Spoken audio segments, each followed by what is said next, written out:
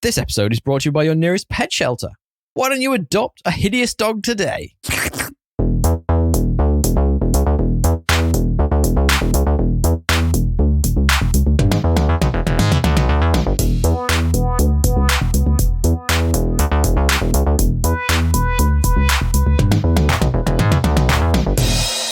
Hello, and welcome back to another episode of Podcast Assemble, the show where you come for your rambling geeky download. My name's Tommy, and I am delighted, as always, to be joined by my friend and co-host from across the pond. It's our resident Marvel Jesus of the pod, DL. How are you? I'm a god. You just removed an O from good. I'm God. I'm a god. I'm the Holy Trinity. You are. I'm man, bread, and myth. I forget, dude. I haven't been to church in a while. Man, bread, and myth. Well, isn't Jesus the bread? He's the little bread. Have you been to church, bro? You clearly the Eucharist, dude. Yeah, no, I know. Yeah, it's the three faces of God, the Holy Trinity. Yeah. Jesus, God, and the bread. And the bread. Isn't that it? Isn't it the Father, Son, and the Holy Spirit? That is true. And the bread. And they need to eat. Yeah, they clearly so and drink. Brilliant. And the blood. How are you, buddy? I'm good, man. I'm good. I've been are you still quippy off the back of this movie we've just seen? I could never match the quips. The double R quip per second. Neither could you, Jackman, to be honest. I think he's getting old enough that he couldn't quite keep up. I don't think he was supposed to. I think that was the point. Yeah, it is. But I was like, I think he literally could not. Yeah, the QPFs were like off the chain. Per minute? Quips per minute? QPMs? Yeah. Yeah. Is that what I said? I thought you said QPFs. Which kind of like, I thought you said queef it. I don't know. Yes, the queefs per minute were off the chain. You never know with Deadpool. It's like, there's got to be a queef joke in there somewhere. Like at some point. We are obviously talking about Deadpool and Wolverine on today's episode, which I'm not going to lie to you, I was quietly concerned about in the back of my mind. Were you really? I kind of was like, there's no way it was going to be bad. Well, obviously it's bringing back, Sean Levy and the team are back together. But I was like, oh, what if the MCU really has fucked it? No, but it's not in it. Like I was confident you know what I mean? This would be independently good. I don't know. I don't know if it was going to be like as good as the others, but I knew it would be like better than what we've gotten for normal fare. And I mean, we'll talk about it. Obviously, yeah, fair enough. I've been watching Deadpool. I've been doing other things. Yeah, what have you been up to, buddy? I actually have a story for you. Talk to me. Oh my god! So you paused so dramatically. A few weeks back, yes, I had a really big night, and I can't exactly recall what the best kind of big night for, or like what I was doing, to be honest. Yeah, but I think it might have been like after that night we went to the Dudley, but I don't think we had that crazy of a night. So like where it was really, really packed. Okay, so it might have been earlier than that, but it was around the time. The Dudley's a pub, by the way, in case anyone doesn't know. Yeah, that was more for your reference. I appreciate that. It was around the time when I had finished Twatum. Because it was very much on my mind. For those of you that don't know, that is The Will of the Many. You should check that book out. It's very good. You definitely should. Or check out our TikTok where we've got a very mini review that I did on it. We are Podcast Assemble on TikTok. Go for it. Yeah. I have no idea what TikTok does, but go on. I love when you just interrupt my stories. I will, absolutely. TikTok ads? I'm just going to keep doing it. But I know it was about maybe 3 to 4 weeks ago or a month ago. Sure. Anyway, I got pretty tipsy at some point, and I remember getting back home being like, fuck, I'm actually hammered. And I tried to read. I was like, I can't read. I tried to listen to a podcast. Couldn't find a podcast that I wanted to listen to about Twatum. And I remember I texted you we should actually do this book the next day. Oh, we will. I was like, we should do this book because I wanted to listen to a podcast. There was one on this thing, not enough. And anyway, never thought anything about this night again until today. What's happened? When I received an email. No. Unbeknownst to me, apparently I emailed James Islington. Okay. Hammered. And maybe I'll just read you. Oh, this is great. Read you. I'm excited about this. The response. I mean, it wasn't direct from James Islington or his well. I thought. Obviously. PA. I obviously thought. You got excited in my state that he was just putting his personal email there. Of course. Because I was no one's done a podcast about him. He's not that big. I mean, that was my rationale. I'm sure. Go on. He's actually quite big. He's got his latest book has about, 24,000 reviews on Goodreads. So he's pretty big. Must be all right. Must be nice. All right. So should I start with what I sent? Let's preface this properly. Yeah. Hi. I really like the last book you wrote, and I'm very excited to read your next one. Thanks. By the way, he's clearly by this point thinking this is either someone with, who is on the Down spectrum syndrome. somewhere or has got problems Or has deleted 20 Guinnesses. or is 7. During lockdown in Australia, my buddy and I started a podcast. We do it for fun. It's all shows, movies, and books we like. It's called Podcast Assemble, for better or worse. Plug. Love the plug there. Yes. I shared the Red Rising series with him. He shared your latest book with me. Twat him. Did you say? I like you saying it as if you're drunk as well. This is fantastic. You really. After reading your book, I searched for more content, listened to a podcast, and wish there was more. We'd love to get you on and talk about some stuff that interests you. Amazing. Interested? Amazing. Did you actually? Is this real? This is 100% real. Amazing. I'm reading it. I'm so excited. What's his PA's response? So James Islington of Mornington Peninsula, Of course. is an Aussie, by the way. So I felt like I threw He the is an Aussie thing. Aussie. I'm like, maybe he'll give him You didn't say we live in Australia. You didn't say any of that. I So said how would he during know? lockdown in Australia. Oh, okay, sorry. so my I bad. figured. You're right. You're right. Yeah. But you're right. I should have specified Should have more. really laid it on. Thanks for reaching. Hi, Drake. Can you say it in a different accent? I feel like it needs to be differently prefaced. What accent was I good at last time we were at the Dudley? I don't know. Andre, thanks for reaching out. It's awesome to hear how much you and your friend and That's terrible. your friend / co-host have enjoyed The Will of the Many. James really appreciates it. That's what I was like, oh, it's not him. You got a ping in your inbox and you're like, yes. Well, I honestly forgot I did this. My God. He isn't doing any interviews at the moment as he's busy working on The Strength of the Few. Ooh. What a good follow-up name. Progression. Yeah, it's actually I see the quite progression sound. of the naming. As if I needed to know. In parentheses. As if like I wasn't aware because of how dumb my initial message was. Book 2 in the series. In parentheses. But thank you for the offer. All the best with your podcast.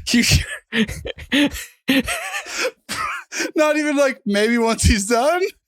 All the best, you fucking. I don't know. Dumbass. Yeah, whatever you want to say. You should reach back out and be like, what about when it's... I said best of luck to him. We can't wait to read it. Oh my God. I need everyone to give Dre just a very slow clap, please. Is that all right? That's true outbounding. All right? I love that. That's amazing. Sales That's a outbound. salesman right there. I love what you went for. That's way better than what I was going to talk about. I love this, but also semi-book related. Yes. Can I just take a moment to appreciate all of that? I think you should do that more often. Let's just reach out to everyone. We'll try George. Let's see who we can get on the show. Let's just be like, honestly, RDJ. I'm understanding my thought process drunk. I'm like, he's not that big. I mean, he's not really. He's from Australia. I feel like that's a bit of a pie off considering he's not that No, big. he's massive. Let's be real. Come on. He's massive. But my point is like, That's he's not what his wife Australian. said. He's like, there's not a lot of interviews. I couldn't even find that much stuff on YouTube. I'm like, surely maybe like if you just ask, you know? And Shall James, I get if lit you're tonight? listening, we'd love to have you. Shall I get lit tonight and send him the same email? No, I don't think that would bode well. Me and my friend. Well, you mean send a Oh, you know what we should absolutely do? We Yeah. should send them a clip of this where you read out her email directly for everyone else to hear and peer pressure him into coming on the show. tag him? Yeah, Does he have an exactly. Instagram? James, where you at? Do Pierce Okay, Brown as well just- while they're at it. Well, I've already tried to DM him, obviously. I think he's my man crush, dude. He's actually good looking as well. You just reminded me of that time one of our friends, when he had his 21st birthday, I'm not going to say names, but first name Joe, Okay. reached out to his idol, who at the time when he was 21, so this must have been at least 15 years ago, Yeah. was LeBron James. Now, Oh, yeah. a 21-year-old drunk writing in handwritten like a letter to LeBron James LBJ. asking him to come to his birthday. LeBron must have thought there was some serious mental challenges I don't with think- with Joe at that Yeah, point. I don't think. Like, Or he was a serial killer. look, Mr. Islington, I'm going to be honest with you. You're not as big as LeBron James. That's okay. You should come Like, on our podcast. I actually thought we could get James Islington. I have no, I could be on fucking every drug known to man, I wouldn't be high enough to think I could get LeBron James to come to my birthday party. I don't know, man. Why not? He was young at the time. He was like an up and comer 15 years ago. LeBron James. Mate was bigger than God in high school. Anyway. Bigger than Marvel juice. I got a very quick one before we get on to what we're up to. I think you'll like this. One of the friends of the show actually reached out this week on a similar yet not unsimilar theme about House of the Dragon. The friend of the show, Alex, having a conversation with, and he said he believes that House of the Dragon is better than Game of Thrones. Now, of course, that had a very specific reaction from myself. But what do you think about that statement? I think season 1 rivals some of the best seasons of Game of Thrones. Really? Yeah, I do. I think the writing is so good. We have very different opinions on the show. And I think the character, I think the acting of like the Viserys? What's the guy that Patty, the king. Patty, whatever. Yeah. The old guy, the old king that dies.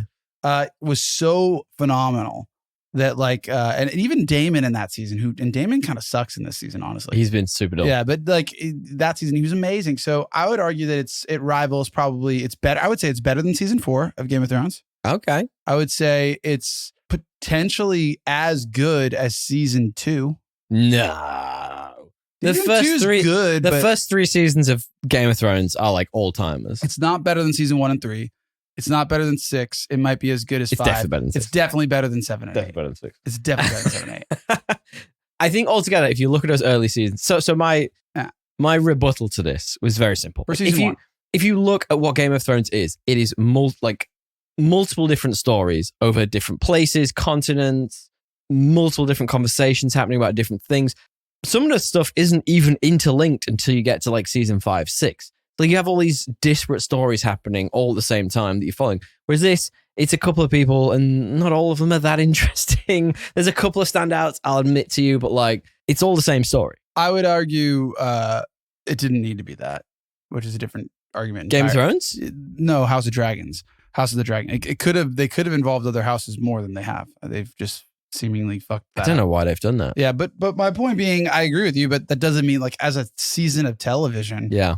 I think season 1 was really good.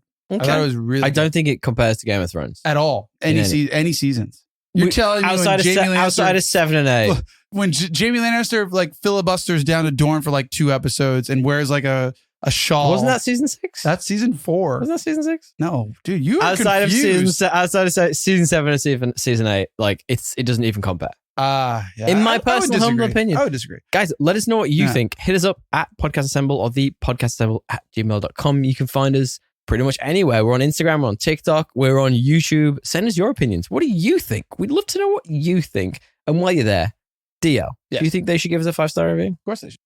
I mean, like, if James Islington is going to come on the show and give us a 5-star review, like, you guys, he's giving us 5 stars. if we're using our 5-star like trump card credit early, James, the back card, you have to. Come on. We'd appreciate it if you guys give us 5 stars. You do it right there in your podcast capture of choice. It's super easy. It would really help us with algorithms, stuff we don't truly understand. DL, yes. What have you been up to? What have I also forgot to say there will be time codes in the description, as always, supplied by my friend of the show and editing genius, Mr. Matthew Bliss of Blissry.fm. Stick around. We will give you his details at the end of the show. You want him as part of our podcast team. DL, what have you been up to? Well, among many things, I've been, many things. Watching TV shows, Actually, I have a quick question for you. This is a great way of deflecting from a question. Have you done anything? Not much. I can't tell. Like, you're like, there are TV shows in the world. Can I ask you a question? And books and literature. Do you, if somebody says your name wrong in a message, do you correct them? Regularly. So, like, I've had 2 founders be like, thanks, Drew. Excited to be on the call. I've corrected one. The second one just met like this. That's what confused me. I got like a LinkedIn thing and it was like Drew. And I was like, who's Drew? And then I was like, oh, he's talking to me. You got to correct, right? You're talking to me? You got to be like, it's Trey. Yeah, hands down. Even for a founder. Fucking put your steed out there straight away. You must show. Absolutely. Assertiveness. See, I get Tim a lot in emails. I mean, and well, I and O are right. Timmy. I and O are right next to each other as well on the keyboard. So I got to be like, dude, you fucked this. Yeah, Come on. Y is pretty far away from W. Yeah, I know. Like, I don't know. I feel They're like literally middle to also end. it's not even that like if they mixed up my name with like a cool name, you know what I mean? Like I'd be okay with You it. got Drew Hill. Drew is like kind of sus. Yeah. I feel like that's a very I don't like that. 90s It's not TV a- show star who's probably cancelled at this point. Yeah, like a Dawson You know? Creek name. Yeah. It's not good. Someone who ended up on Epstein's Island. Well, Jesus, you went there. I have been watching Innocent. What is the movie? What is the show on Apple TV called? There's not a lot of good television on right now. Well, I'll tell you why there's not. And I can Yeah. tell you this again because your fucking Netflix has kicked us out again. So we can't get back on to... My partner is absolutely fuming about this right now. She's scared to text me. Is she I don't know. scared? I just think she was just text like, me. I think she was just like, I just don't care anymore. It's just like, I keep saying to her, you can literally sign up yourself. Like, why do you need Dre's? well, the reality is I would happily do it for her if she texted me. Wow. It is annoying how good they are at this now, though. They are really getting It's like every week somebody's texting me that my Netflix needs. They So need to like. annoying. I need to confirm the household, and it's not even that big a deal because I don't have much on. But like, it's more just like, how are they so good at it? I don't know. It's really weird. They really want us to pay. Yeah, It's they like they're really a do. business. I don't know. A business who originally wanted you to share your password. Yeah, Just saying. There was their fucking. It's dishonest. So, really. Something about Jake Gyllenhaal. Keep talking. I'm sorry. I keep Presumed distracting Innocent, you. great show. Like above average. How's show. he in it? Yeah, so he Great show or above average? Pick one. Which one is it? above average. Okay. It's not a great show. No, it is good. It is good. Like, what do you think is on Rotten Tomatoes? Or sorry, on IMDb. I don't know. How many people have actually seen it on bloody 18,000 Apple on TV? IMDb. Okay, all right. Okay, so I'm going to go with 7.8. Legitimately is 7.8. Yes! We should roll over. Oh my God. You're good at this. Point being, it's a movie that was like from the 80s with Harrison Ford apparently. Okay. And it was also a book. And both of those have This very rings a bell. different, Yeah, this have rings a very bell. different endings. So it's like actually a proven IP. Okay. And it's actually very good. I guess my point is With a Jake Gyllenhaal it's- twist. there's certain things where you're like, do more, but mostly it's a good story. Okay. How far are you in? I'm on the last episode and Interesting. I'm not sold on Jake Is he Gyllenhaal in guilty? this. I mean, I guess that's my point. Like they're kind of trying to make it like I can't tell what they're trying to do. Like, Right. are they trying to make it like a who done it? It was that way for a bit, but it's like kind of just so obvious that Jake Gyllenhaal is unhinged and did it. Yeah, right. And I don't know if that's because his acting performance isn't good. Like he hasn't made me like him enough to believe that he isn't capable of it.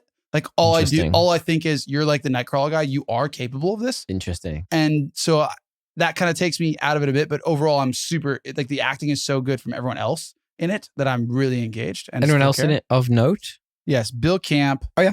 Jake Gyllenhaal. Ruth Nega's in a bunch of stuff. Like I don't really remember what she's from. She was in Agents of S.H.I.E.L.D. apparently.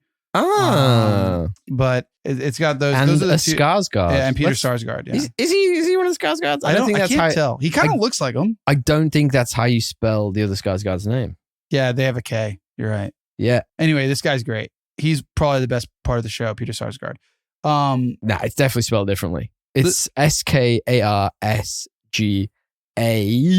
SKARSGARD for the proper Skarsgård. So this guy, I mean, maybe that's a fairly common name in the over Couldn't there. tell you. Very, very horrific murder. Oh my god. Very, very interesting like story around it. And it's like a law drama. Okay. I would highly recommend. The only reason I'm not like criticizing the show, I'm just like Jake Gyllenhaal is usually so good. I'm like, I don't think you quite know what you're trying to do here. Are You're you a man trying to make me crush. like you? Or are you trying to make it obvious that you did it and then you're going to be so good at lawfare that you prove yourself innocent and we have to live with that? Ooh. I don't know. We'll Maybe see. it's the other way around. Maybe he's just a bad bloke and he didn't do it, but he's a bad bloke. So you've got to come to terms with that. Maybe, but Not every bad I mean, if person I was goes on to that jail. jury, this cunt would be behind bars. He is a bad dude. Speaking of bad dudes, would you recommend? I do recommend. I highly Okay, nice. Speaking of bad dudes, I have just finished The Boys season 4, Cuatro. And yeah, it's all right. It's good. It's more of The Boys. I'm not going to lie to you. The Boys, I love that show. I could watch it till the cows come home. It's getting some less than like vibing responses. People have been down on it. I think it's just because, right, my point of view on this, I think I talked about this last week, so I'm not going to go too deep, is that I think they've done all the shock value things they can do. I think like you are as shocked as you're going to be by this show. Like They're not going to do something and you're going to go, holy shit, they exploded that guy's penis from the inside again.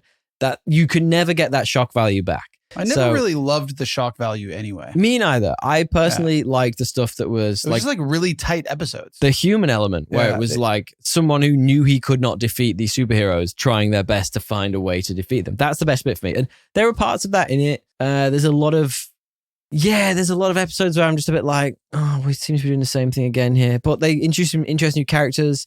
There's a very much like, you know how America's very divided right now, Republicans. Well, that's always what they've been doing. The satire has been really good with this show. Right. And it's effectively driven towards like the kind of point of the season is Homelander is trying to be almost like a dictator in this. And he's trying to maneuver his way there politically. And he's brought in this Republican style superhero who's this chick who's completely forgot her name. That's really annoying. Didn't they already do that with the neo-Nazi chick? Yeah, except he's gone the other way. So he's gone full Republican with this one, where she was like, I don't think he knew she was a Nazi in that. But she was. But she so was. Anyway, it's good. Look, I really like The Boys, so I enjoyed it. There is a big twist at the end to do with one of the main characters, which is kind of interesting. I kind of saw it coming all the way through. It's one of them where like you see it coming, basically. But it's still nice to see something different happening. I don't know. It's good. Like, I don't know why it's getting so much vitriol online. It just needs to chill out, I think. The final episode came out awkwardly at the same time Trump had the assassination attempt. And the final episode is about an assassination. And they had to like send, I remember they put like a post out. It's not the same. It's not about trying to be shot or anything. It's a superhero trying to kill him. So, you know, not something that would actually happen in real life. But I enjoyed it. I'd recommend, like, if you've watched The Boys, apparently it's only going to be a 5-season run anyway. So, I mean, the next one's the last one. So keep up to date. Yeah, keep up to date. Any like Kamala Harris satire? Were they ahead of the game like The Simpsons on this one? Not quite. Okay. I don't think it's... I mean, like, the president in this isn't Trump-esque. It's not that type of thing. It's not, effectively not. I think it's more like the overarching themes of it. Like, you know, sort of almost like a Trump... My favorite thing about the show is that it has always had these satires in them, and people maybe didn't notice them, and now they're going, "Oh my god, are they taking the piss out of my people?" How did you not notice them? It's like so in your face, like on the nose. I really don't understand, but maybe like it's just not as subtle this time, so they don't like it as much. That's the satire can be too on the nose. Like, Don't Look Up is basically the least subtle satire I've ever seen. I still enjoyed it, but it's not the same thing as like, you know, like the original Homelander. I mean, Homelander is literally what I will say is, dude, satire. I am worried that we might, you know, Trump has been very reserved with the whole Biden. Now that we've got Kamala, I think we might grab him by the pussy, Trump back. Oh my god, I think he's back, dude. I think we might. Well, let's hope that doesn't filter into The Boys, which, you know, you should go away and check out if you've not seen season 4 yet. Do you got anything else you're up to? I did watch. I'm like 2 episodes behind on House of the Dragon. Oh man! But what I'll tell you is, I don't even know where I am, but like I'm already like Damon is just not as interesting. My God, he's boring. It's not the things I like the most are the like dream sequences. I actually don't mind those. I've seen like 2 episodes of them now. Yeah, I don't mind them. Too many of them. If there's 3, it's like I can understand it's like pushing it. But like what I don't like is how ineffective he is.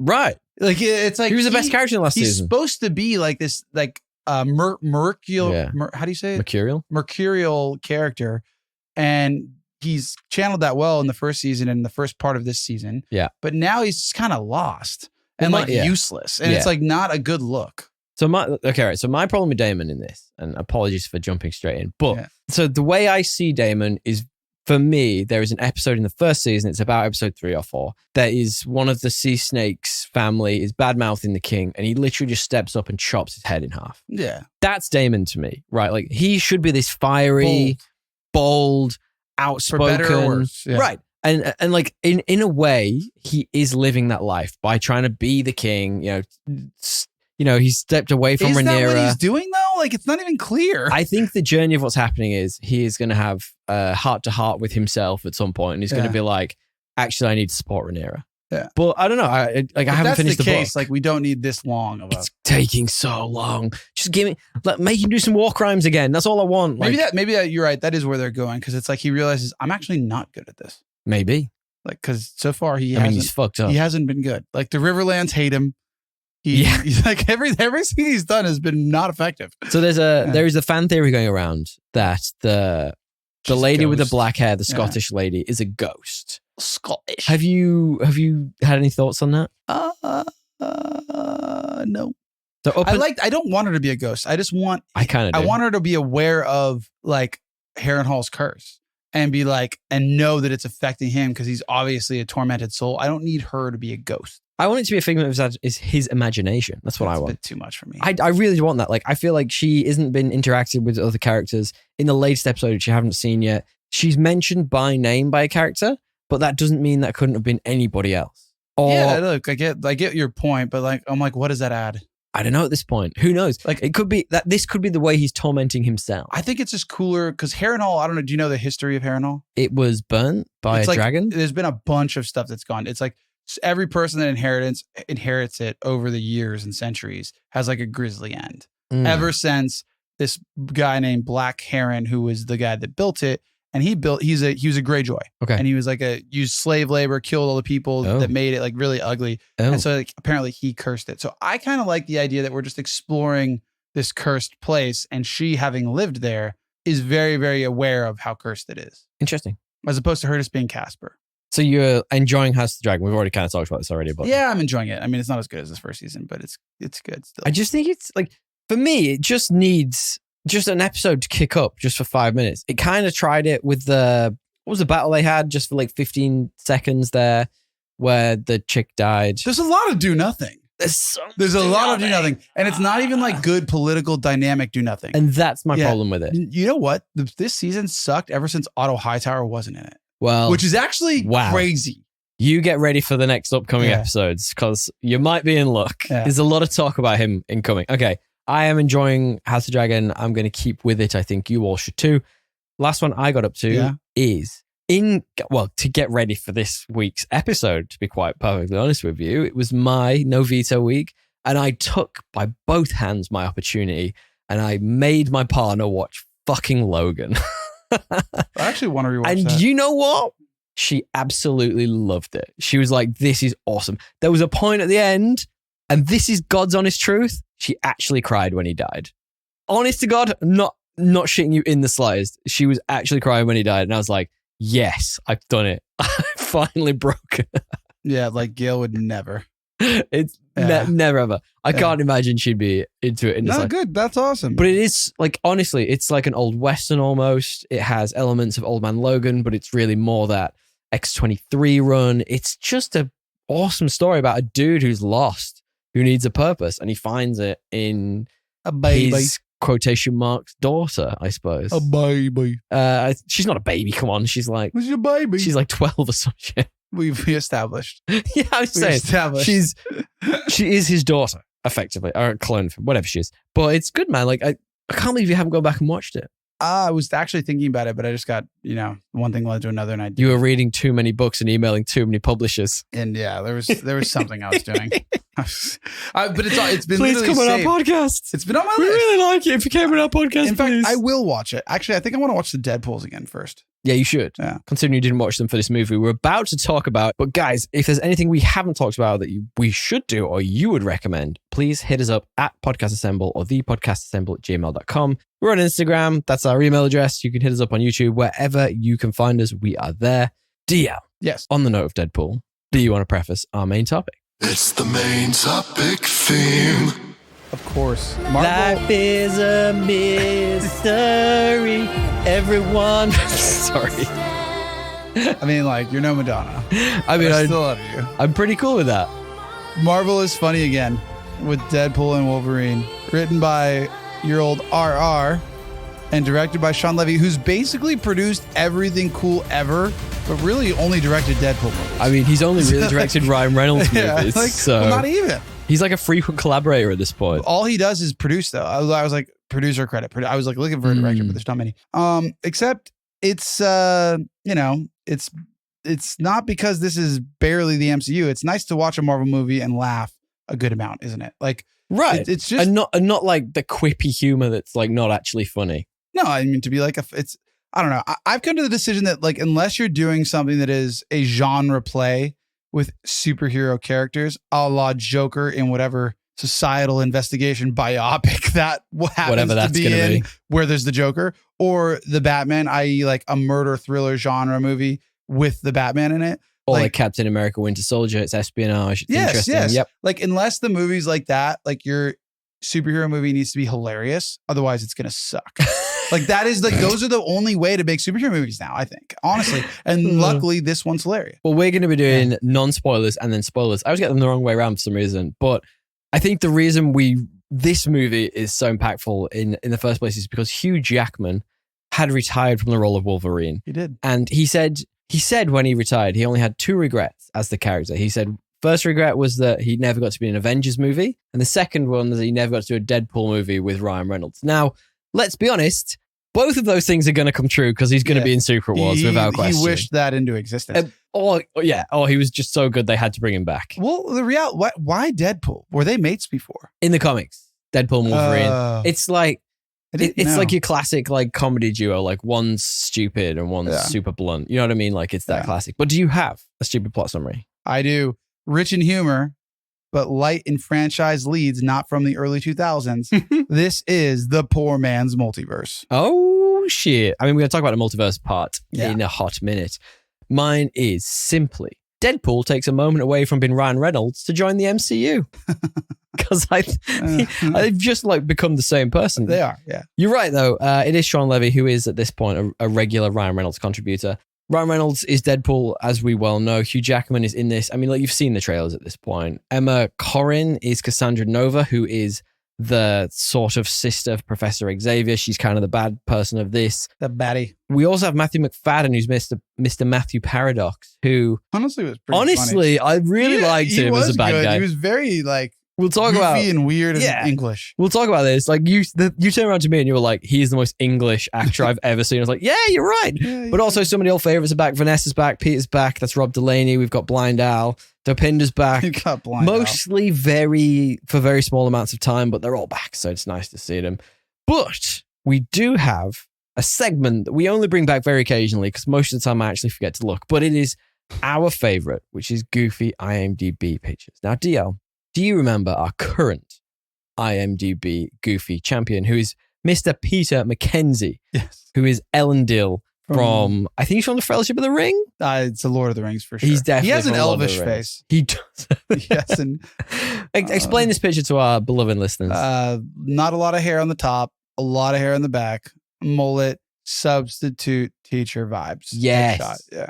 80s substitute teacher vibes. Yes. And Freaks and Geeks substitute probably should get some of those skin contusions looked at. It doesn't look good for him. I'm not going to lie to you. Now, we have a real contender this week, DL. And by real contender, I mean, I am showing you Peggy the dog, who is Dogpool in this movie. You'll see it in the trailers. That dog is so ugly. It's so fucking... How do you even make something that disgusting? I don't know. It must be inbred to shit. Genetically engineered.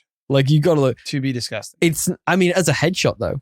As a headshot, it's what it should be. I mean, you're right. So maybe I'm wrong, and maybe I'm being cruel about this dog. I think you got to keep the old mate from Rivendell. We are going to keep Peter McKenzie as our Goofy IMDb champion for now, but I love that dog has an IMDb page. It's such utter nonsense. To be fair, that dog's ugly enough to get cast in something else because it's like so iconically ugly. Right. Now, DL, first question up top.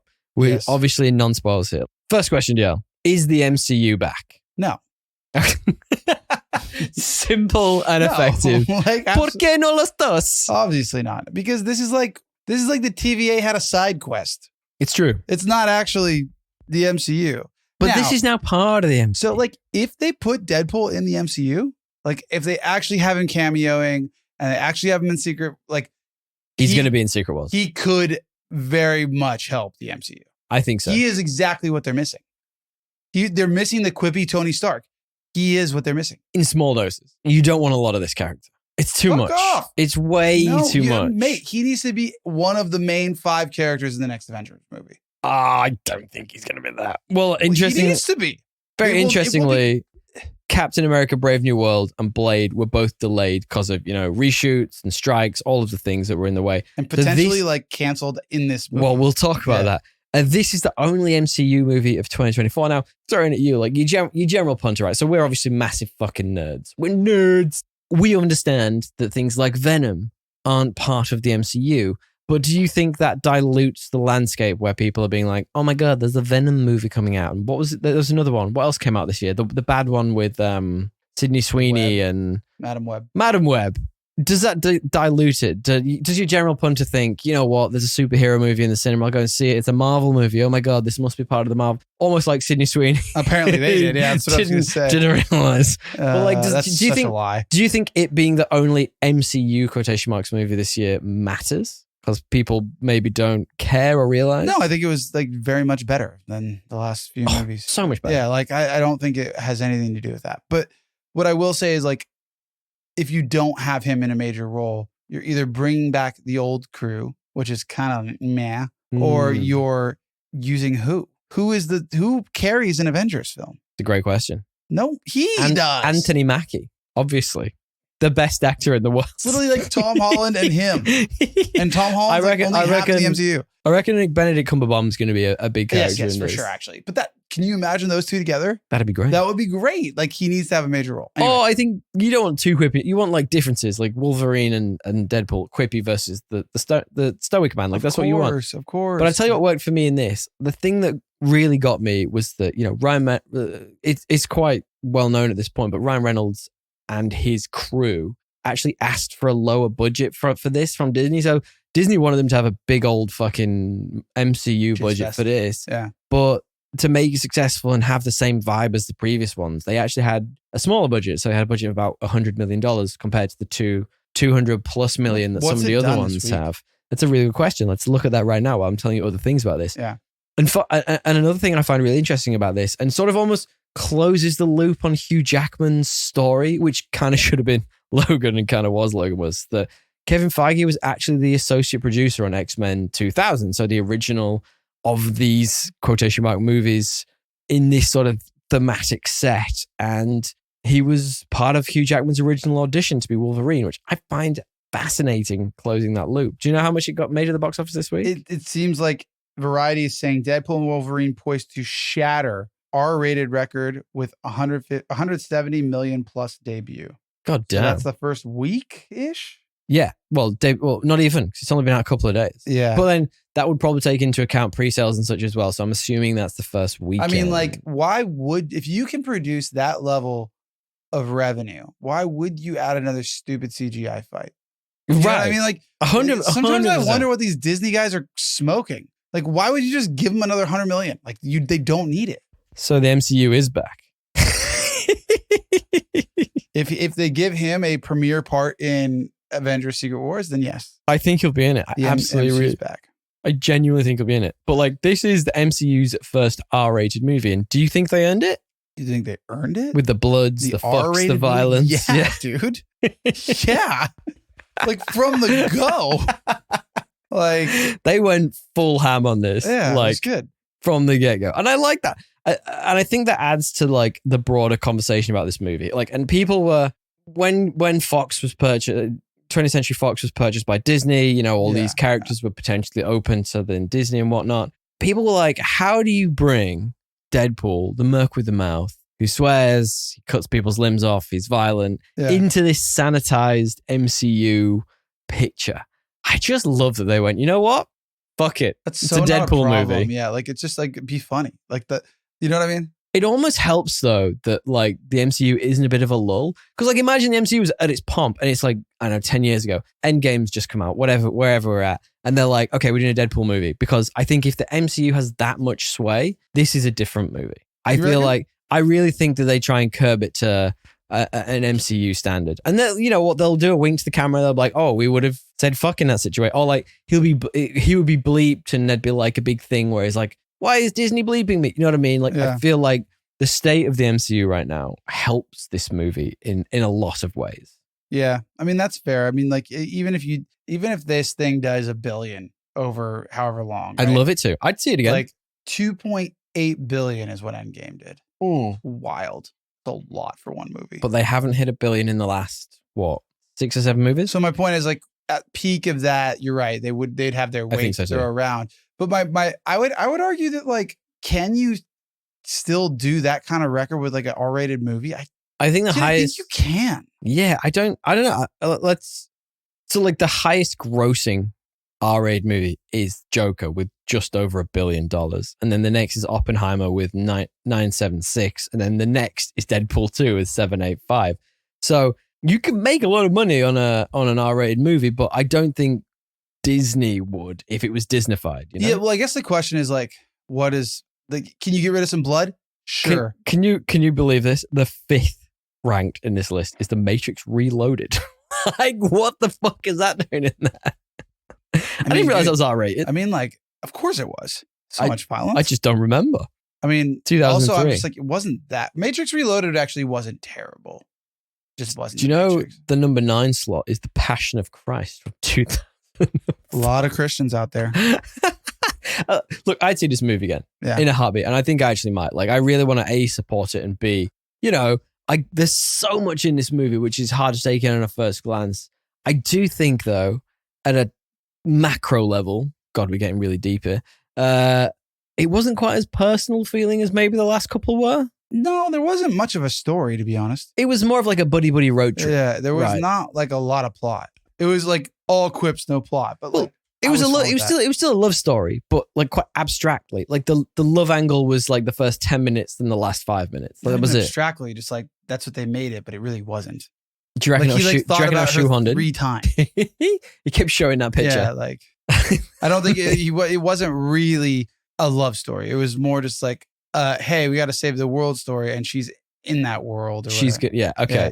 So at a macro level, then this movie comes down to the fact that like Deadpool's universe is being pruned effectively. Like not really pruned though. It was like a slow prune. We'll talk more about that when we Yeah. get to spoilers, I think. But like for quintessential purposes, if you've seen Loki, which I would assume some of our listeners may have done, it's the similar vibe. The universe has been pruned because there is an anchor point which has been removed, which is the end of Logan, that movie that I watched recently, which is very good.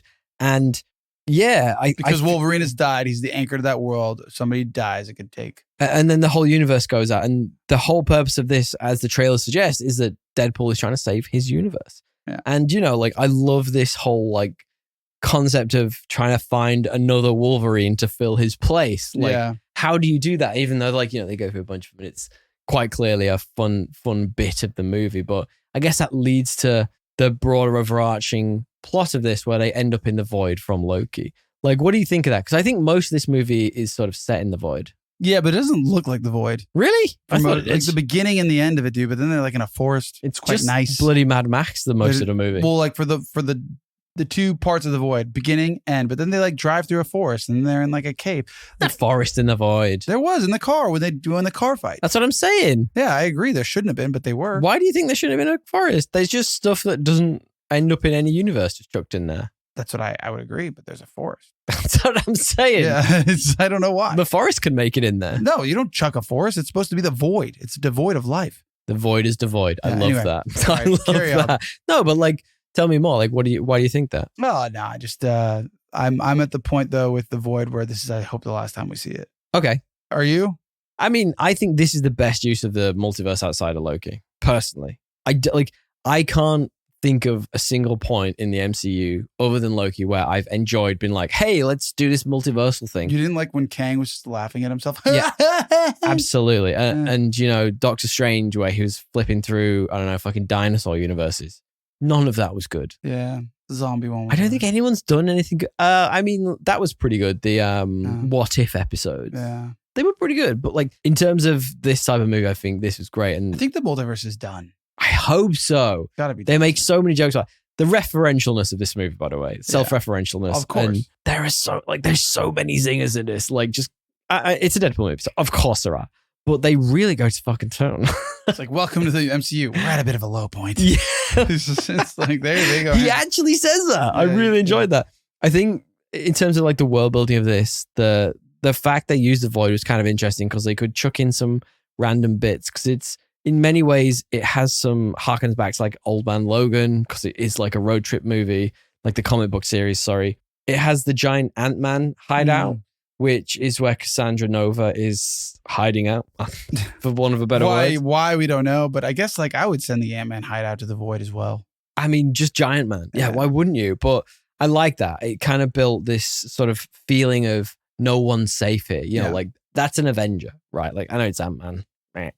My least favorite Avenger. But like, no one's safe. The whole thing. And Cassandra is pretty fucking terrifying. Yeah, she is. She was one of the better acting performances. I really liked her. Creepy. Yeah. In a sexy way. In a sexy bald way. I don't know why. I love creepy, sexy bald. I got me out of nowhere. Just name another creepy, sexy bald. I couldn't.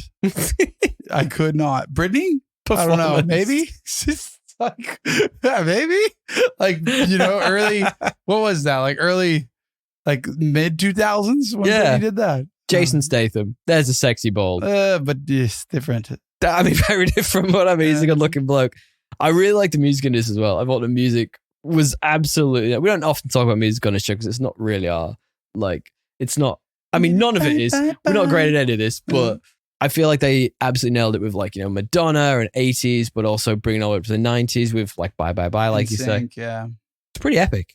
Yeah, they knew what kind of movie they were doing. You talked about Cassandra Nova a minute ago, and it's interesting you say that because Emma Corrin says, I mean, this is IMDb trivia, so it could mean anything, but she says she based a performance off Hans Lander from Inglourious Bastards and mixed with Gene Wilder from Willy Wonka, which in a weird way I kind of see. Yeah, I can see, but like that's a lot of thought. I mean, Hans Lander is a very specific character. Yeah. I'll talk about him in a couple of weeks when I get around to it, but I like she definitely has a creepy vibe to her the whole way through. For sure. I really like and that. A sexy creepy vibe. Very thin shoulder blades. I remember seeing, I'm like, you seem breakable. That is such a specific thing to think about that character. I got to admit though, Rob Delaney being back as Peter is just great. Totally forgot about who that guy was, but everybody else remembered. I just love that character. He's just such a non-character. He's a non-event. It's like they are celebrating just a random human being for no reason. With the nipple piercing tied to a schlong. It's so good. I love that. See, yeah, if you tug it, it's like, ow. It's like, dude, like, duh. Like, yeah, dude. Did you think Vanessa was kind of like almost fridged in this again? I don't know if she was fridged. She just like was like, I even give her like, I would even call fridging her in this, like giving them too much. Yeah. She was just non-existent. She's a non-event in this. Yeah. I kind of think that's sad because like I feel like she could do a lot more. Well, she's like very Crow vibes. She gives me Crow vibes. I got a Crow. Yeah, she does, dude. Back. Doesn't she? Oh, we haven't seen a trailer for that yet in she's cinemas. probably in it. I feel like. She'll be in The Crow. I did think though, we talked about Matthew McFadden before, who is Mr. Paradox, and he's just like that old school British villain who's chewing scenery, like someone out of Star Wars. You know what I mean? Like he's like James Bond. Yeah, like a Bond villain. Like, he was fantastic. Or like God, I don't even know. It's not even James Bond, but like you're right, like a sitcom villain in off BBC. Exactly, that's what I would imagine. Yeah, but what I would say about him is I like how they like kind of like it was a subtle plot, but it was like real. I don't know. In terms of pacing for this film, I think I expected another short punchy Deadpool film, but they strung it out to 2 hours. But I like they called that out. They were like, we got the Disney money. We got to do this. No, we got to make it longer. Audiences are used to longer I just think like everything I expected them to call out, they almost did. You know what I mean? I don't know if they called out Kevin Feige though. They didn't. I feel like they should have done. They didn't. Yeah. They definitely fucking should have done. What do you think of the action? It was visceral. Yeah, there was a lot. A lot of stabby. They really earned that R rating. Yeah, there was a lot of stabby. That's my point. Like, I don't think that it would be that hard to like have a PG-13 rating and still have the quips. Okay. You just can't like stab people in the balls like 50 times. You know what I mean? Or like that butthole scene. Oh my just like God. stab it in the butthole. Yeah, like there's things you can't do. That's one of them. I do. I think my favorite scene was the one you mentioned before. You mentioned the car fight scene. I think it might be some of the trailers. It's literally Deadpool and Wolverine. I'm gonna fight you now. That was good. I like that. He's a good Deadpool. He puts like a little high voice. Fight you now. He's got like it's almost flamboyant. I love it. Come on, let's get to spoilers. This is too difficult. Do you have any tones and themes? It's humorous. I don't know. I still think it's a love story, but I don't think it's a love story about Vanessa. I think it's a love story between Deadpool and Wolverine. Yeah, it's like I don't even think this really had themes. To be honest. No, I mean it's tough. Like it's not really screaming anything to me. The basic theme of like you can't do it Finding for yourself. you to be Yeah, you can't be good for you. The You have to classic be good for other superhero. people. Yeah, the classic superhero themes. Yeah. Do you have 3 best and 3 worst? I've got 3 best. Yes. One of my best was your lewd comments about X-23. Totally inappropriate. Oh my God. You twisted my words. You said it, not me. That should have been R-rated. Brilliant. All right. Gruesomeness, though. The R-rated The nature of it R-ratedness, all. yeah. Love that. And I've got the fact it's R-rated. it's funny. It's It's funny. good to be back. Yeah. I've got, obviously, the R-ratedness, like I say. This is the best use of the multiversal trope, except Loki. With that, hands down. Loki was better. Yeah. I think Loki had more time to flesh it out. Yeah. In a movie setting, this is the best one. I also have the Bye Bye Bye dance, which I think might Pretty be in one good. of the trailers. If it's not in Pretty one of the good. trailers, it is like, search it out. Do you think it was him? Great question. I don't think it was too good. I don't know. It was really good. Too good. And it was like, I think it was like historically accurate. I was like, it was a the big dance. Bye Bye fan, Bye Bye Bye album In fan. sync. I loved that album. Bye bye bye. And I'm bye, pretty bye. sure that was the dance because there was like these weird like little prancing things he they has. did, and He had it did all that. down. He did that. It was pretty good. Do you have any worsts? Yeah, I honestly wish he was in the MCU a bit. Yeah.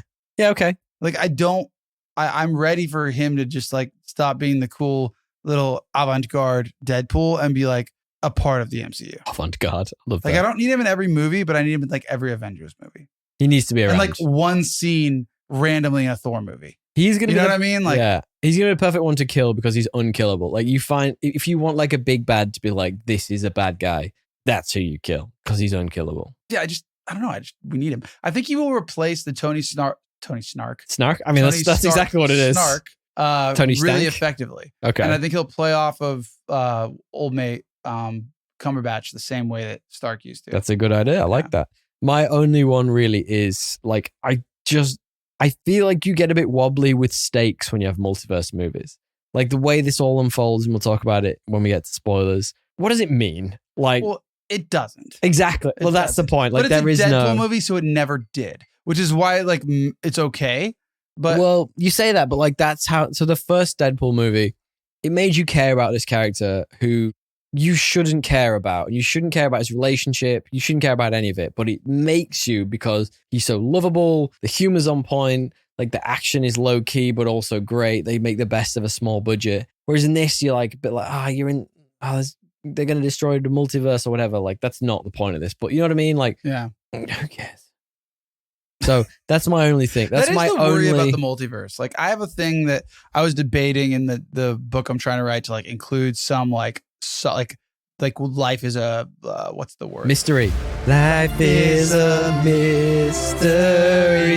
Everyone must stand alone. So you go. Simulation theory, Okay, nice. where we are like literally living in a simulation, not like How was, Matrix. we did that on cue there. I Yeah. loved that. But I'm kind of like that's just so overdone. How do you make it novel? How do you make it fresh? Yeah. You should have finished that Black Box series, whatever it's called. I am tracking. I can Okay. only talk about a few things, but I have been watching that. Okay, let's move on.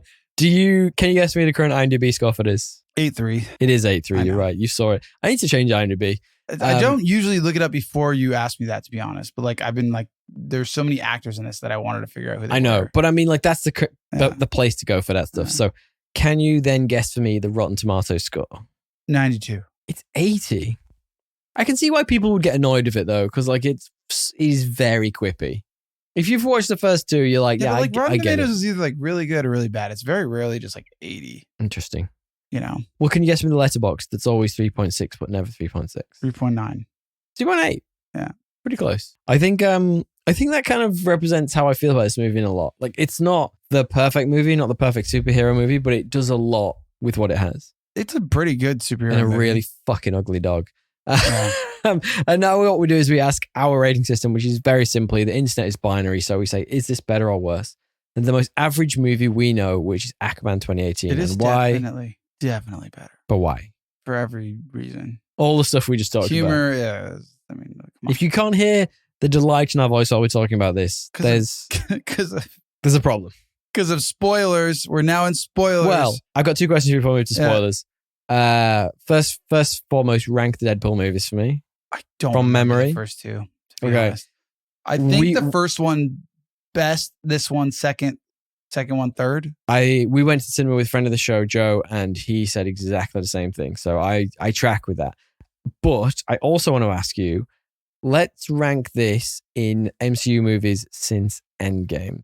I think that there's like 2 good ones and the rest of them are crap. So I'll say I would put Spider-Man ahead of this. Oh, No Way Home? Yep. Barely. No Way Home. Yep. And then I'd put this slightly below. And then I'd put the multiverse madness like very, very well below that. Ooh. And then all the other shite. Well, let's just quickly run through these then. Black Widow, Shang-Chi, Eternals, Spider-Man No Way Home, Doctor Strange, Multiverse of Madness, Thor Love and Thunder, Black Panther, Wakanda Forever. I got it right for once. Ant-Man and the Wasp, Quantumania, Guardians of the Galaxy 3. Going to highlight that. Forgot about that one. Marvel's Deadpool Wolverine, Captain America, Brave New World, and Thunderbolts coming up. Those 2 obviously aren't out yet. But Thunderbolts is going to suck. So for me, this is probably second to Guardians of the Galaxy. Forgot about Guardians. So for me, it's Guardians, this, and then Spider-Man No Way Home. I think I just like Tom Holland as a lead more than that's great. And I like that too. But I would say Deadpool, I would keep it, and Guardians would be third. Okay. But barely. But barely. But barely. It's close. Barely. Those 3 are like of equal value. And they're all very different. Like I would say Spider-Man No Way Home is the most classic superhero movie of the top 3. Agreed. Okay. Let's do big time spoiler time. Wee. I mean, That's stop listening if you don't want to hear about all the cameos. I mean, I've got a literal list of cameos to start with. are. So now is your time to stop listening. There will be time codes in the description, as I mentioned. So I'm just going to quickly reel off some cameos that happen in this, and we can talk about them as we go through. Henry Cavill's in this as a variant of Wolverine. I thought we were going to get loads of different variants, different people playing Wolverine. Yeah. So there was loads of rumors about Daniel Radcliffe, Henry Cavill. I thought we would get different folks, but Henry Cavill is the only one who is any different. So we had Henry Cavill. We have a Hulk cameo. It's more of like a CGI blink you'll miss it moment. Chris Evans is in this. We'll talk about it. Wesley Snipes, Jennifer Garner is in this. We have Channing Tatum in this, who's doing the role of he's won his entire life. Daphne Keane, who was spoiled for me on the red carpet because I saw a bunch of fucking Instagram posts about it. She? She's X-23. Oh, okay. And there's one which I don't think even I realized in the movie, which is Matthew McConaughey plays a variant of Deadpool. Yeah. And Blake Lively. Cowboy Deadpool. Did you say Blake Lively? And Blake Lively as well. Sorry, of course. I was going to hold off on that one. But yeah, so there's a bunch of cool stuff. So should we start with Henry Cavill? What did you think of him? I thought he was a cool Wolverine. He's too big. He's too big. He's way too big. He's just too big. He's only big enough for Geralt, the only role. They made a joke about that. Did they? They did. There's so many jokes in this movie. Too many jokes. You missed them, but like I feel like I need to rewatch it. He said something along the lines of, "Oh, Henry Cavill Veen," or whatever he says. Right. And he's like, I was waiting for the day where you'd come aboard, ditch those losers across the road. They don't treat you right. And it's like obviously referring to Netflix. No, that's a DC reference because he was Superman. True. Same thing. I thought it was Netflix. Well, they're all Hollywood. So I mean, they're all the same. You're actually right. Different. It's DC. I like the Hulk cameo because there's a bit where there is a scene in this where, and he even calls it out, it is a montage, and Deadpool is flicking through different universes trying to find a new Wolverine, and he flicks to one and he goes like, "Oh my god, you're wearing the brown outfit, Wolverine. That's you only wore that time you fought the Hulk." And then they're turns around. Yeah, or I think it's even Wolverine's claws like flick sideways and you see a reflection of them. Yeah, you do. Really great. I really enjoyed that. It's like a beautiful comic book reference, like just chucks it in there. Let's talk about Chris Evans. The best joke and cameo in the movie. And I got it by far. I turned around to you and I was like, that's who it is, and this is what he's going to be doing. I don't remember you saying this is what he's going to be doing, but if you figured out who it was, I believe that you did. It was Chris Evans. His voice wasn't clear to me. I thought it might have been, but I was like, I don't know, I can't tell. I couldn't tell from the voice. So but it makes so much sense. So when Deadpool and Wolverine first get to the Void, they have a scuffle. Obviously, it's actually a really fun fight. It's good to watch, and this Spectre appears, someone who's trying to help them in like raggedy clothing. Turns out to be Chris Evans. Everyone and his dog obviously thinks it's going to be Captain America. It is not. He's playing his Johnny Storm character from the Fantastic Four movie, and that is beautiful. It was a very, very good joke. And when you were like, it's Chris Evans, I was like, surely they're not going to put Captain America. Like, I was thinking Captain America. And then when he was there, I was like, still, like, I got. Like, I am the person that got. I was like, what? Why would they do? Well, why would he come back for this? There was no room for the shield, and you could see there was no shield. That's why I was like, it's definitely going to be Johnny Storm. The shield's in the back, isn't it? Where was that? Anyway, the thing that made me laugh about that was that had been circling. People were like theorizing he would be that in the Secret Wars movie, and I love that he did it in this. He was just like, this is just a silly cameo. I don't think he'll be back. Yeah, I think this is it. I think I do too. Genuinely, I think this is his last appearance. I in the don't MCU. think he wants to be Captain America anymore. He's such a good Captain America. He is, but I just don't think he wants it, dude. Fair enough for him. So we have the movie then kind of boils down. It becomes a road trip movie. So Wolverine and Deadpool, they're trying to get out of the void. And a lot of things happen to them along the way. I'm going to just take a step back actually for a second and talk about that Wolverine character. So he's trying to pick a new Wolverine as an anchor point for his universe. The small one, dude. But that's my favorite one. That was my favorite one, the comic accurate one, where he's like 5 Literally foot tall or something. Dude, it does not look good. It's great. Yeah. Fantastic. But my favorite thing about that Wolverine specifically is that he is from a timeline where he abandoned his X-Men friends to go and just drink and party and be an idiot. And they all got murdered by humans.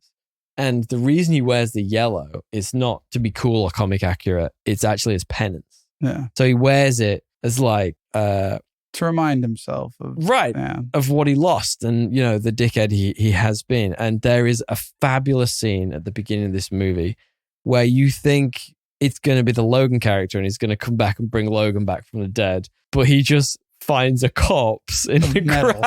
Like a metal skeleton. Just an adamantium skeleton. Yeah. It's fantastic. And he fights all his TVA members with it. And it's probably the best fight scene in the whole movie. It's gruesome. It's grim as fuck. Yeah. The bit where he like accidentally uses the claws. Yeah. It's chef's kiss. It's literally amazing. But How come Deadpool can heal? What's the backstory there? That's his mutation. Okay. So he's an X-Men basically. He has a mutation because he had it forced upon him. He didn't mutate at I forget his origin. It's in the first one. You need to go back and watch the first one. I watched it somewhat recently with the partner. I guess my favorite part of this whole movie isn't anything to do with Deadpool. It's nothing to do with Wolverine. It's the bad guy of the whole movie. Really, it's bureaucracy. Yeah, it is. it's this guy who doesn't want to be stuck in middle management for years. It's a TVA middle manager. He's like, how do I accelerate the pruning of this timeline? We used to do this with like a button. Right. Now I got to wait 1,000 years. Yeah. And he's just trying to impress his seniors with big, bold ideas. We've all got one of those people where we work. We all know one of those dickheads. It's tough to care, but this guy cares. Well, he gets hold of what we call a time ripper, which is new to the MCU. And he's trying to basically prune Deadpool's universe, isn't he? To try and get rid of it pretty quickly. And that just means that all of Deadpool's loved ones are going to cease to exist. Yeah. Fair. Hence the picture that you forgot what it meant. No, I remember what it meant. I just thought it was like, it wasn't really like, your point was like they fridged her and like they did, but they kind of just fridged the entire crew at the birthday party. She wasn't very special. There was like one other scene where like he has a memory. Made lovely eyes. Yeah, I didn't really get it though. I mean, it's a love interest. But it wasn't clear like why they broke up. No, I think it was more like he didn't get into the Avengers, so he had like a midlife crisis. I think that was kind of the point. But why aren't they dating anymore? Great. That was like what a key piece of information. I think I need to rewatch this. No. I think he was trying to be subtle, but it just didn't 100% make sense. But as they're in the void, they obviously meet, you know, the bad guy, Cassandra Nova. They meet a bunch of old sort of older heroes, quotation marks, from other movies. So we talked about Wesley Snipes, who's back as Blade. That comment about being the only Blade was dark. Well, it's either like he's made comments about this already in the media, how annoyed he is. So like maybe it's just that. I think he wanted to come back at one point as like the Whistler character, but he kind of makes his comment about like, I'm the only Blade. Well, they're like, there's a few. He's like, nope, there's only ever going to be one. Or like, so like, is it canceled? No, I just think it's really struggling, but who knows where that's at. But also, there's Blade, there's Jennifer Garner's Elektra. Channing Tatum is in this as the long expected, never actually like... as the character he wished he was back in for many years. Early 2000s, Gambit. Yeah, and that accent, man. Bro. He's putting on... Do you think that was a joke? It's 100% a joke. Okay, thank God. There's no way. Thank God, because I couldn't understand a single word he was saying. What do you think in a wood? He's Like, what the fuck did he? What was it? Please do more of that. Like, That's like, amazing. You know, it's like, what did he say, dude? It was just kind of. It was like I talk like I think I thought I talked. It was like a mix of fucking. It's Cajun. It's supposed to be. Is it? Yeah. It's supposed to be. But this reminds me, Matt Bliss of Bliss.fm, who will give you his details at the end of the show, says he can't wait for DL to try a Gambit accent. So we appreciate you for doing that, DL. Give us more Gambit. I'll do my best. I do my best. I do my best for you. So basically what happens is they team up with Daphne Keane, who's X-23 from the Logan movie, and they effectively go to take on Cassandra and try and find their way out of the void, because the void is where they are stuck at this point in the movie. And it all culminates with a fight against a ton of Deadpools in Deadpool's original universe, which includes a little Blake Lively cameo, which, you know, a little bit of nepotism in there, just throw it in. I'm fine with that kind of nepotism. Any kind of Blake Lively nepotism, I am all about. Of course. Yeah. I mean, so it effectively ends the movie with Deadpool and Wolverine having to work together to block a MacGuffin doing a MacGuffin thing. And they even call out, it's like, it's nonsense. It doesn't really make sense. They kind of say it in the movie. And I kind of love that. They're just like, you know, it's a MacGuffin. It's bullshit. This is how we end this. Well, of course. That's a Deadpool thing to do. Exactly. It's breaking the fourth wall. It's all the Deadpool things. Flame on, baby. Do you have any other spoilers? Of course I do. Elektra, dude. What is her tricep routine? Oh my God. Give it to me, bro. I mean, like, I thought mine were fire. She is.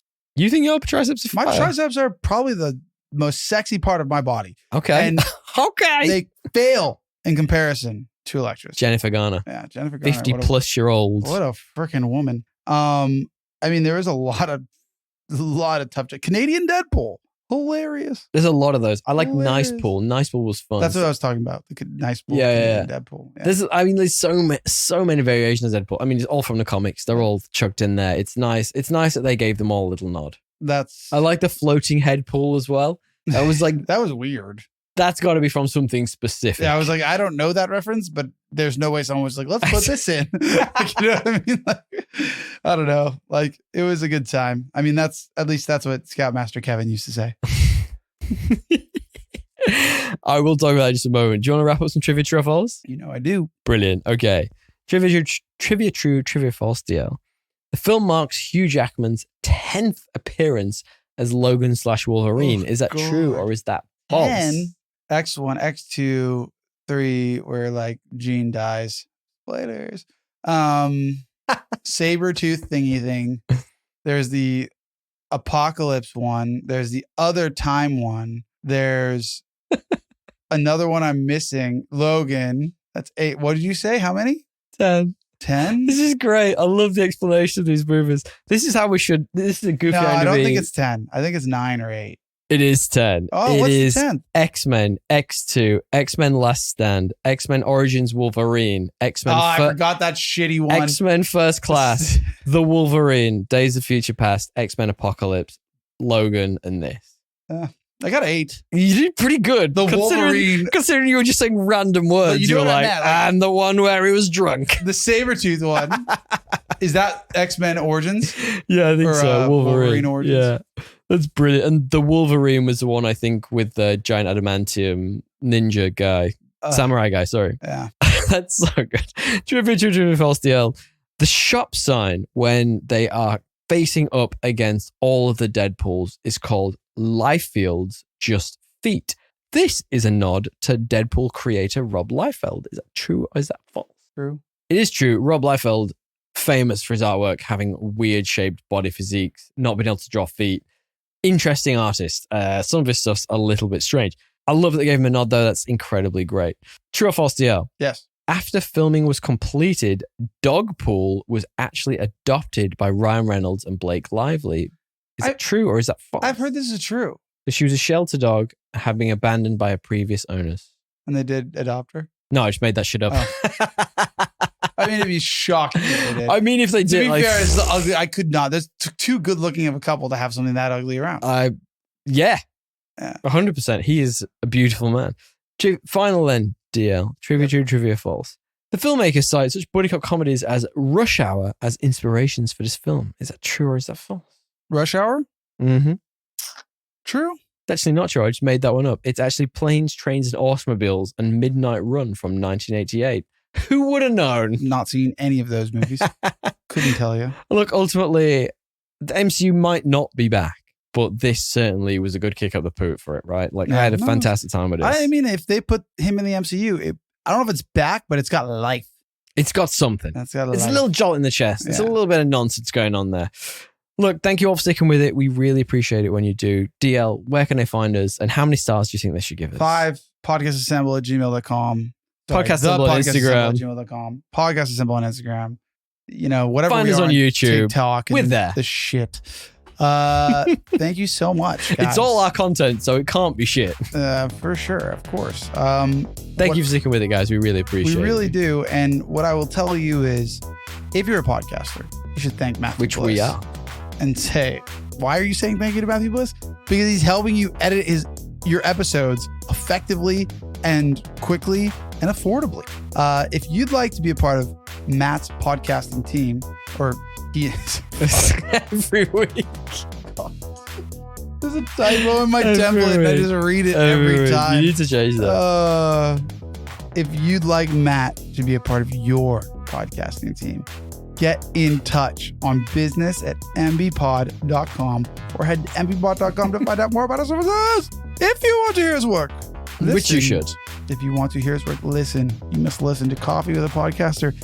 Short thought pieces on topics podcasting related. Wholesome content. It's beautiful. Over a cup of Joe. With a friend. You got a friend in me. With a friend. Why you say it like that? I don't know. Dude, Matt, you saying that you're